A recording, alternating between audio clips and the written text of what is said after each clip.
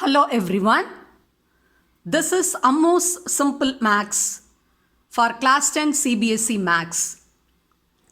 I am Mrs. R. Amudavalli, your Maths teacher. In today's video, we are going to learn the proof of irrational numbers. Before we step into the proof of root 2 is irrational, let us analyze the nature of the number root 2.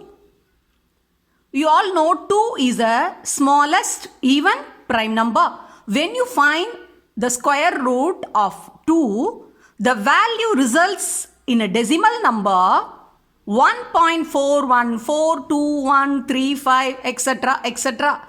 That is, it resulted as a decimal number which has non-terminating decimals and non-recurring decimals.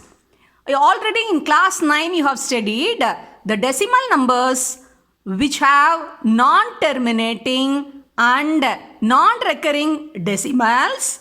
They are called as irrational numbers. Why?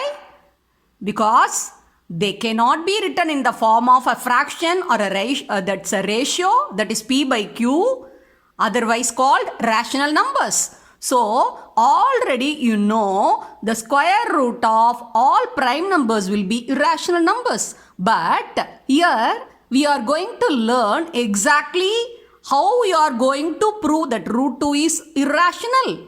For this, you need a theorem that is called Bayes' theorem for the proof of irrational numbers. Actually, this proof can be done with the help of fundamental theorem of arithmetic, but we don't require for class 10 in the exam point of view. Okay, what that Bayes' theorem says, if p is any prime number and if p divides a square, then p divides a, where a is a positive integer. So this is the Bayes' theorem. With the help of this Bayes' theorem, we are going to prove that root 2 is irrational. Okay. You know the fact that root 2 is irrational number, but to a contrary, we are going to assume that root 2 is a rational number, and let us prove this theorem. That is the method called method of contradiction.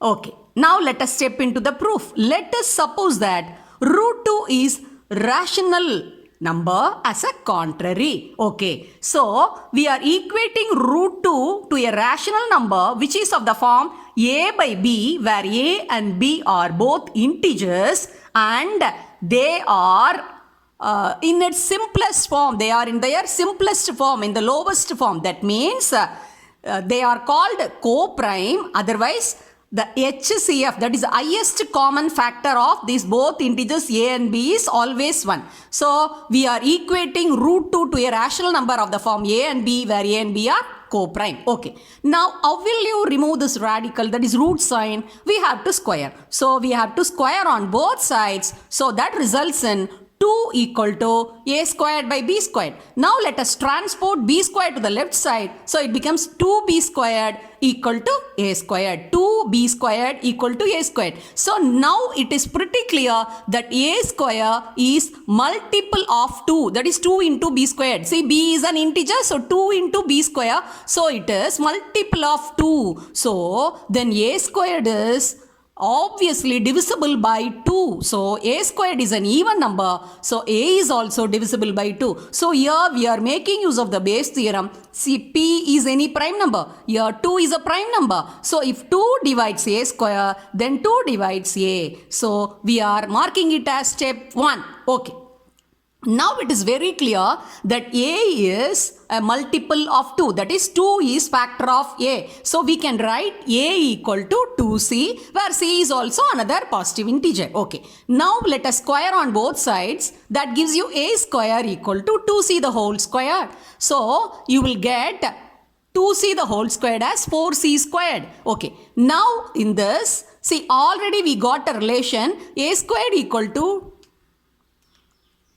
a squared equal to 2b squared. So that 2b squared we are substituting in the place of a square. So we are getting 2b squared equal to 4c squared. Now you see on both the sides 2 is a common factor. So let us cancel it. So we'll get b squared equal to 2c squared. Again you see here the b squared is obviously multiple of 2. That means 2 is factor of b squared. So if 2 divides b squared, then 2 divides b also. So we can say b square is divisible by 2, then b is also divisible by 2. Let us mark it as step 2. So from 1 and 2, it is clear that a and b have 2 as at least one common factor.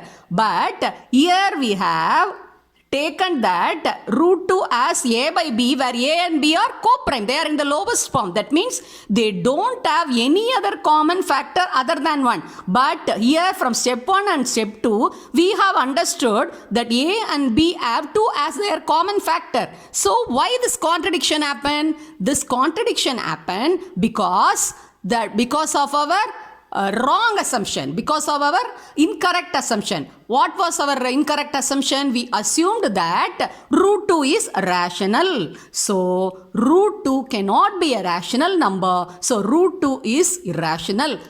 Hence, this is the proof of the theorem. It's a very important question. So watch the video twice or thrice and practice. Thank you, students.